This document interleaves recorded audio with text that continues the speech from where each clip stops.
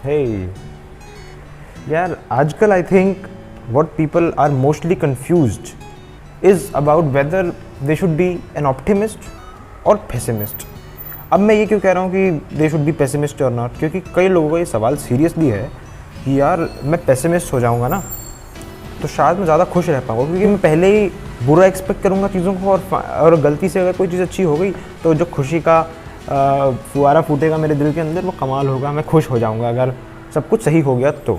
और अगर सब कुछ गलत हो गया तो मैंने पहले ही सोच लिया कि सब कुछ गलत होगा तो फ़र्क बिल्कुल पड़ेगा ही नहीं। बट आई थिंक ये सही तरीका नहीं है जीने का यार, क्योंकि अगर तुम पहले ही सोच लोगे कि सब कुछ गलत होने वाला है तो हो सकता है तुम पहला स्टेप ही नहीं लोगे, तुम्हारे अंदर थोड़ा सा भी टिंच ऑफ फेथ ही नहीं होगा। मैं इस चीज़ के बारे में अभी सोच रहा था और पढ़ भी रहा था। एक्चुअली ये आइडिया आता है एक बहुत ही महान फिलोसोफर से जिनका नाम था सेनेका। एक एंशिएंट फिलोसोफर है, ये वेस्टर्न फिलोसोफर है। और हुआ क्या था, एक बार की बात है, इन सेनेका फिलोसोफर साहब को एक एम्परर नीरो के यहाँ अपॉइंट कर दिया गया एज अ ट्यूटर। जो नीरो था, वो एम्परर था, वो करता क्या था, वो लोगों को जोक सुनाया करता था कभी कभी। और जब जो प्रजा उसके जोक सुन रही होती थी, जब वो हंसती नहीं थी तो या तो वो उनको जेल में डाल देता था या फिर उनको मार देता था, उनको वूंड कर देता था या फिर उनका खून कर देता था। तो ऐसे जब सेनेका ने देखा कि यार मैं इसकी ट्यूटरिंग कर रहा हूँ तो मेरा फ़र्ज़ बनता है मैं इसको संभालूँ, ये कर क्या रहा है। तो सेनेका ने आइडिया दिया कि एक काम करो, तुम इतना एक्सपेक्ट ही क्यों करते हो लोगों से कि लोग तुम्हारे ऊपर हंसेंगे। तुम पेसिमिस्ट हो जाओ, तुम सोचो कि कोई नहीं हंसेगा तुम्हारे ऊपर, पहले ही सोच लो। मुझे लगता है कि उसके केस में तो चलो ये थोड़ा बहुत काम कर सकता है, वो पहले ही सोच ले कि उसका जोक बुरा है और पहले ही अपना मन में अपना मजाक बना ले और फिर सिली तरीके से जोक करे। और अगर कोई नहीं हंसा तो चलो कोई बात नहीं, अगर कोई हंस गया तो चक दे फट्टे। बट हर चीज़ में ये चीज़ लागू नहीं हो सकती।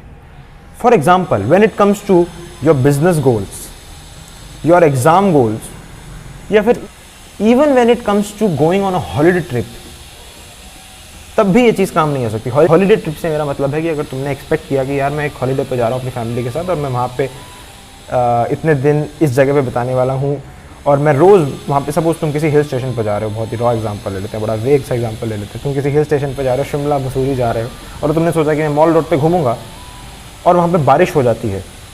जितने भी दिन तुम वहाँ पे थे और रोज़ बारिश होती रहती है तो तुम बहुत गंदी तरीके से डिसअपॉइंट हो जाते हो।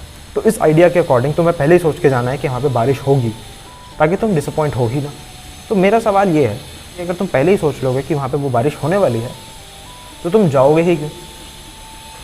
और चलो हॉलीडे के केस में तो मान भी लो कि 1% ले लेते हैं, कुछ परसेंट चांस ले लेते हैं कि यहाँ पे भी एक एग्जाम्पल लागू हो जाता है। But when it comes two things like exam या फिर building a business, I think वहाँ पे ये चीज़ काम नहीं कर सकती। क्योंकि अगर तुम्हारे अंदर ये बिलीव ही नहीं होगा कि ये बिज़नेस काम करेगा तो शायद तुम इतनी मेहनत से काम करो ही ना। देखा गया है, स्टडीज़ में बताया गया कि जो लोग हैप्पी होते हैं, ऑप्टिमिस्ट होते हैं, वो ज़्यादा प्रोडक्टिव होते हैं अपने काम को लेकर, अपने काम के प्रति। तो अगर ऐसी बात है तो हम करें क्या, पेसिमिस्ट बने या ऑप्टिमिस्ट बने। मेरे हिसाब से हमें गीता की फिलॉसफी को यहाँ पर सुनना चाहिए और मैं इसको बुला रहा हूँ यहाँ पे। अभी हमें बनना चाहिए संभाविस्ट, यानी संभाव में रहना चाहिए। संभाव का मतलब ना हमें ऑप्टिमिस्ट बनना है पागलों वाला, ना हमको पेसिमिस्ट बनना है पागलों वाला। हमको एक बीच का रास्ता चुनना है। हमको करना क्या है, हमको सोचना तो है, हमको फेथ तो रखना है गॉड पे, नेचर पे, यूनिवर्स पे, जिसमें भी तुम बिलीव करते हो, या रैंडमनेस, जिस पे भी तुम बिलीव करते हो, फेथ तो रखना है कि हाँ यार कुछ अच्छा हो सकता है। अपने प्रोडक्ट पे रख लो या फिर फेथ कि यार कुछ अच्छा हो सकता है ये प्रोडक्ट काम करेगा, हो सकता है। बट तुम्हें उस रिजल्ट से अटैच नहीं होना, तुम्हें अपना बेस्ट देना है। तुमने सोचना है कि हाँ हो सकता है ये काम करेगा, बट हाँ तुम्हें ये भी ध्यान में रखना है कि ये काम करे ना करे, अल्टीमेटली ये मेरे हाथ में है ही नहीं। फ्यूचर इतना अनसर्टेन है कि वो मेरे हाथ में है ही नहीं। और इसलिए जो रिजल्ट्स हैं वो या तो गॉड के हाथ में है, नेचर के हाथ में है, यूनिवर्स के हाथ में है, मतलब किसी हायर पावर के हाथ में है जो तुम्हारे पास नहीं है। अगर तुम इस तरीके से सोचने लग जाओ, अगर तुम भगवान में बिलीव नहीं भी करते हो, फिर भी अगर तुम इस फिलोसफिकल तरीके से सोचने लग जाओ, इस वर्ल्ड व्यू से सोचने लग जाओ, तो तुम इतने खुश रहोगे कि तुम सोच भी नहीं सकते। संभाव में रहोगे। बेसिकली खुश का मतलब ये नहीं कि हमेशा मुस्कुराते रहोगे, हमेशा हंसते खेलते रहोगे, मतलब इतना पीसफुल रहोगे। तुम सोचोगे कि हाँ यार मैं ट्राई तो कर रहा हूँ, मैं ये यूट्यूब वीडियो तो बना रहा हूँ, मैं अपना बेस्ट दे रहा हूँ, मुझे विश्वास है कि ये यूट्यूब वीडियो में कुछ तो दम है, हो सकता है चल जाए, मैं ऑप्टिमिस्ट हूँ। बट अल्टीमेटली मेरे हाथ में नहीं है कि इसको कितने लोग देखने वाले हैं। I don't give a dam, I don't care कि ये कितने लोग देखने वाले, बिकॉज ये अल्टीमेटली गॉड के हाथ में है, भगवान के हाथ में है, रिजल्ट्स उनके हाथ में। गीता की फिलॉसफी है ना कर्मण्येवाधिकारस्ते वाली, वो यहाँ पे लागू हो सकती है। हम संभाव में रह सकते हैं। कृष्णा कहते हैं ना गीता में, संभाव में रहना चाहिए। यहाँ पे वो तरीका हम अपना सकते हैं। संभाव में जब हम रहेंगे तो एक्चुअल में हम इतनी शांति महसूस करेंगे अपने दिल में कि हम सोच भी नहीं सकते। हाँ, अगर हम ये फिलोसफिकल तरीके से सिर्फ सोचना शुरू कर रहे हैं तो हो सकता है कुछ टाइम लगेगा इस वर्ल्ड व्यू को सेटल होने में हमारे माइंड में। मैं ये भी नहीं कह सकता कि मैं परफेक्ट हो गया हूँ इस वर्ल्ड व्यू को सोचने में। मुझे भी अभी थोड़ा बहुत टाइम लगेगा, हो सकता है बिल्कुल परफेक्ट होने में। काफ़ी हद तक मुझे समझ में आ गई है, बट धीरे धीरे प्रैक्टिस के साथ, जैसे गीता में बताते हैं Krishna, you have to constantly practise it, निरंतर अभ्यास से ये वर्ल्ड व्यू जब फिट हो जाएगा, जब तुम सोचने लग जाओगे कि हाँ सब कुछ सही होगा, बट अल्टीमेटली वो मेरे हाथ में नहीं है।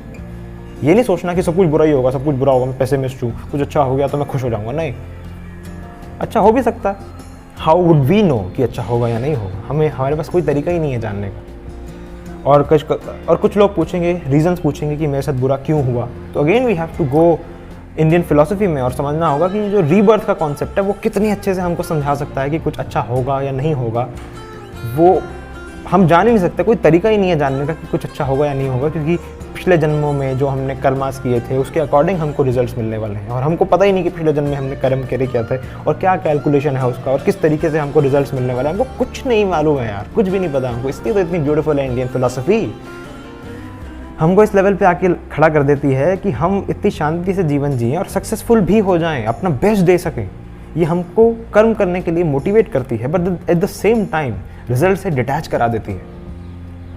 अगर रिजल्ट से डिटैच होके संभाव में रह के काम करोगे तो ज़्यादा चांस है सक्सेसफुल होने का, क्योंकि प्रोडक्टिविटी इंक्रीज हो जाएगी साइंटिफिकली।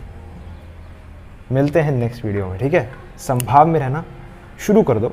कमेंट करके ज़रूर बताना किस बारे में हम बात करें नेक्स्ट वीडियो में, और यार लाइक कर देना, थोड़ा सब्सक्राइब कर देना। मिलते रहेंगे ना, तभी तो मिल पाएंगे, ठीक है?